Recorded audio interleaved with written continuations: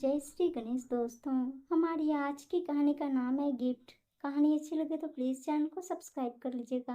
अब शुरू करते हैं कहानी। रोली जल्दी चलो, और कितनी देर लगेगी? समीर हाथ में गाड़ी की चाबी घुमाते हुए हॉल से आवाज लगाते बोला, जी बस आई।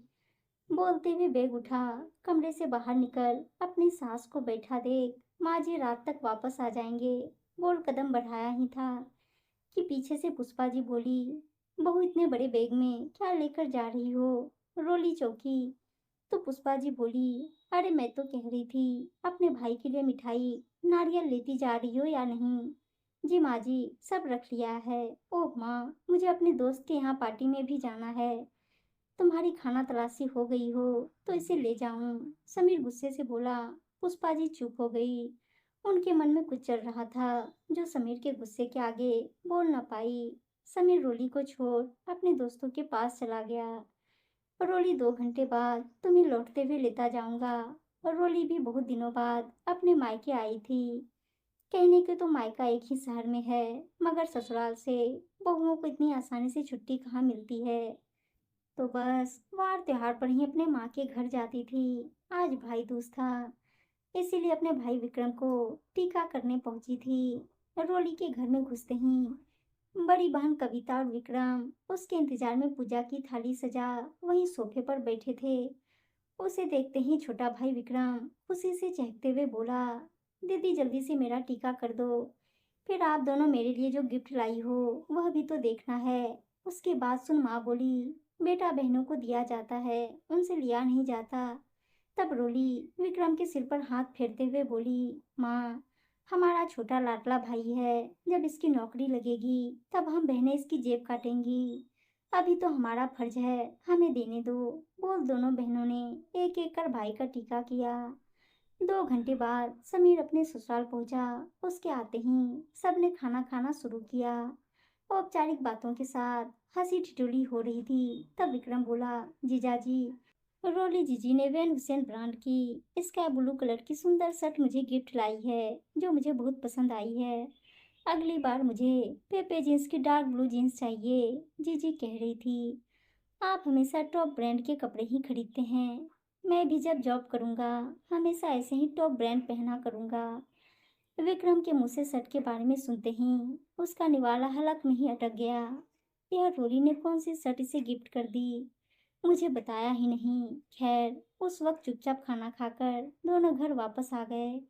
घर में घुसते ही समीर जोर से चिल्लाया, यह विक्रम क्या बकवास कर रहा था? कौन सी शर्ट, मैं कब लाया? और तुमने उसको गिफ्ट करी? तुम्हारे पास पैसे कहाँ से आए इतनी महंगी शर्ट लाने के लिए? रोली बहुत अच्छे मूड से अपने मायके से लौटी। अचानक से इस सवाल से वह सब पकाते हुए बोली, जी वह आप दिवाली पर 5 शर्ट लाए थे, जिनमें से एक शर्ट का नाप छोटा था। वह नीली वाली शर्ट मैंने विक्रम को गिफ्ट कर दी। क्या? मगर वह शर्ट तो मैं वापस करने वाला था, उसके बदले अपने नाप की शर्ट लाने वाला था। तुमने बिना सोचे समझे अपने भाई को क्यों दे दी? जब तुम्हें अकल नहीं है तो मुझसे पूछ लिया करो। छोड़िए ना, क्यों बात का बतंगड़ बनाते हैं? एक शर्ट ही तो थी, आप फिर खरीद लीजिएगा। तुम्हें पता है पूरे 5,000 की शर्ट थी। तुम्हारे भाई की औकात है ऐसी शर्ट पहनने की, और मुझसे बिना पूछे मेरी अलमारी में से सामान निकालने की हिम्मत तुम्हारी हुई तो हुई कैसे? समीर तमतमाते हुए बोला। शोर सुन पुष्पा जी बाहर आई। सारी बात समझकर बोली, देख लिया, जिस समय यह घर से जा रही थी इसके बैग में डब्बा देखकर ही मैं समझ गई थी कि यहाँ से छुपाकर कुछ ले जा रही है। वह तो तू चिल्ला रहा था, इसीलिए मैं कुछ नहीं बोल पाई।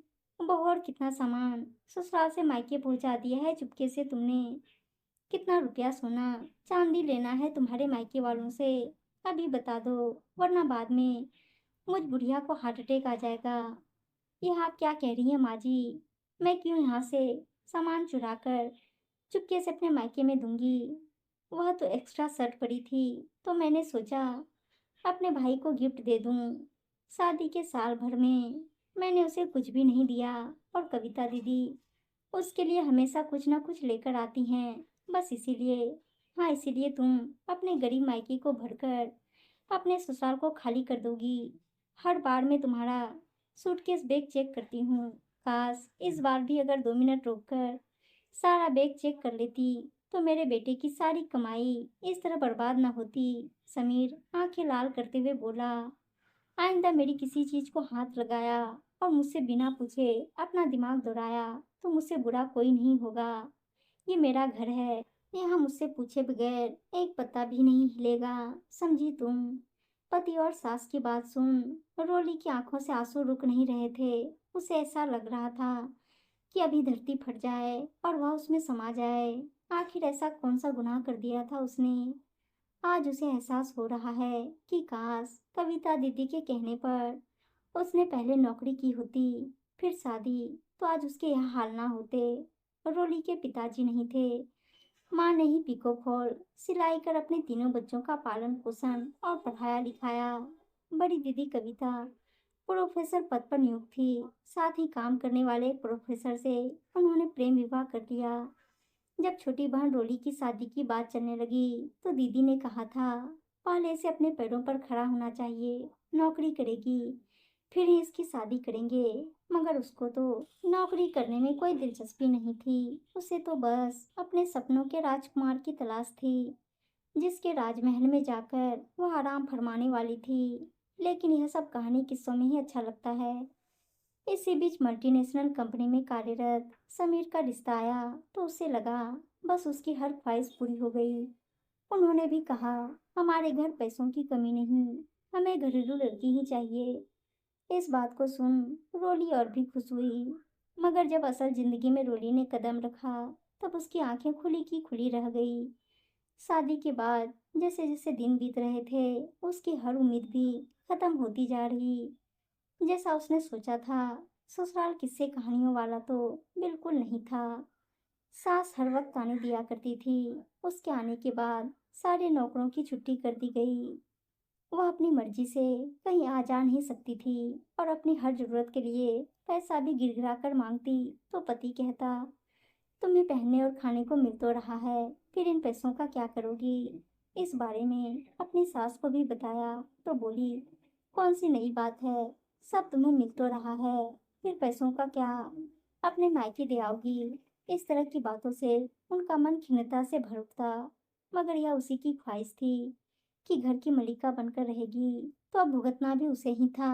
आखिर ये सारी बातें किस मुंह से अपनी माँ और दीदी से कहती, इसलिए चुप थी।